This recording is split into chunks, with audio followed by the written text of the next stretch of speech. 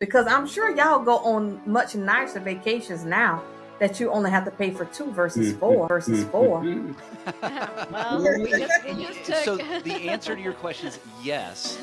Although the kids do know that there's such a thing called an all-inclusive vacation. It's called traveling with parents. Yes, So there and is we just took them to Iceland. So no, they get to still do Whoa. some, in but we are big travel people. That is what we like to spend our money on. It's not so much Mhm. things, but we love to travel. So if you that's saw my pickup, you'd understand. and that's and that's how they've grown up. We've traveled with them. But To answer the question, yeah, I, that's I know what I would say, and that is it's not actually a direct answer to your question. It is there are two major things that people need to be thinking about saving for. And I realize there's a list that goes Mhm. with that, but it's education and retirement. No one offers any loans for retirement. Mhm.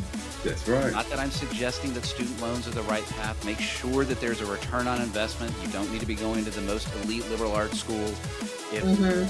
the salary you have in mind after that is not going to merit that. But focus on your retirement. If you had to choose, if it were a binary choice, I would say to those high school parents, make sure you are saving for your retirement because nobody's giving you a loan for that. But there are other sources of money for the student. I agree. I like Now, that. when it comes to the other part of it, I think if you're in high school and you're already at that point, I think it never hurts to start. Maybe you Mhm. aren't going to be able to cover everything. Maybe you aren't Mhm. going to have a fully fleshed out 529 plan, but everything that you put in there is still helpful. So I think the actual answer is just start. It's kind of like when's the best time to plant a tree? 10 years Mhm. ago. When's the next best time?